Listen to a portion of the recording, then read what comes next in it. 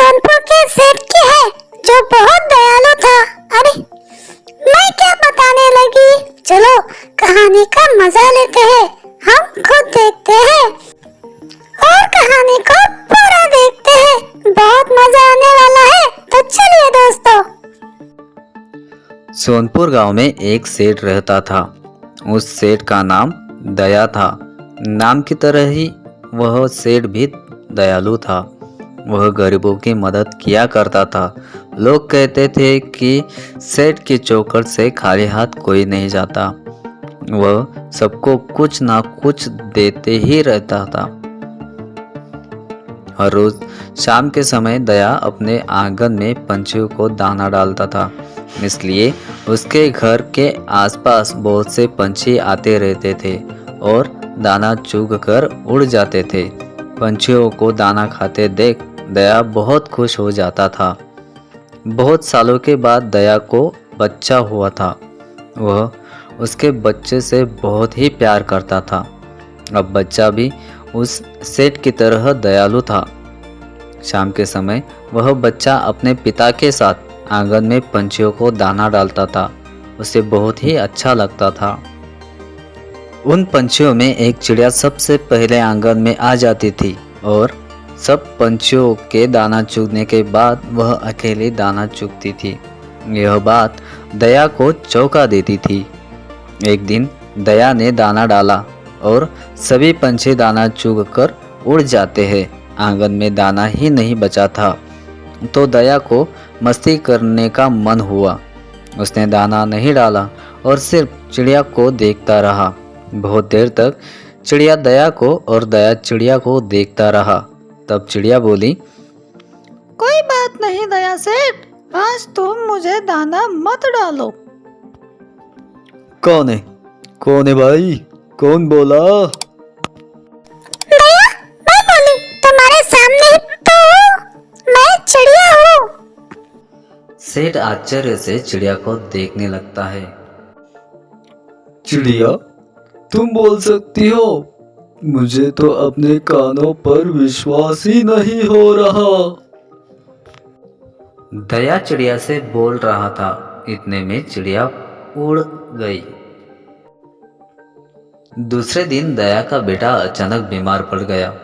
उसने बहुत से वैद्यों को दिखाया लेकिन उसके बेटे को कोई ठीक न कर सका। उसका बुखार उतर ही नहीं रहा था। दया उसके बेटे के पास ही बैठा रहा। शाम होने के बाद भी वह वहाँ से नहीं उठा। न ही उसने पंछियों को दाना डाला। बच्चे का बुखार कम नहीं हो रहा था, इसलिए दया बहुत परेशान हो चुका था।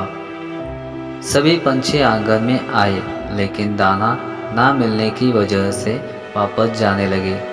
सभी पंछी जाने के बाद चिड़िया वहाँ पर अकेले ही रह गई।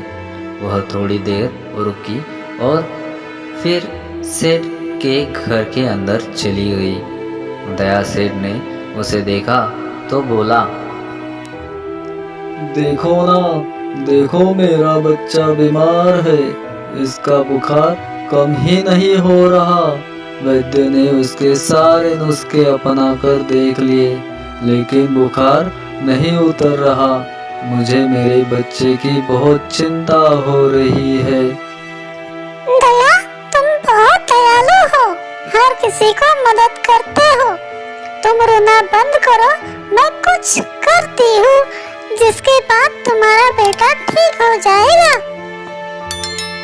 चिड़िया उड़कर जंगल चली गई और कुछ पत्ते अपने मुंह में लेकर लौटी और उसने उन पत्तों को दया को दे दिया और बोली, इन पत्तों को बच्चे के नाक के सामने रख दो, उसे सूंघने दो। थोड़ी देर बाद तुम्हारा बेटा पहले जैसा ठीक हो जाएगा। दया ने ठीक वैसा ही किया जैसा चिड़िया ने उसे करने के लिए कहा था।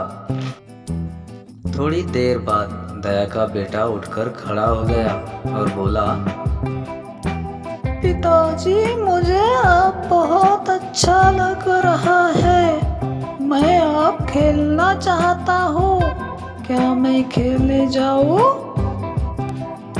हाँ बेटा, तुम खेलना चाहते हो, जाओ जाओ खेलो, तुम्हें जो मन करे वह खेलो, तुम ठीक हो गए हो, जाओ जाओ बेटा खेलो।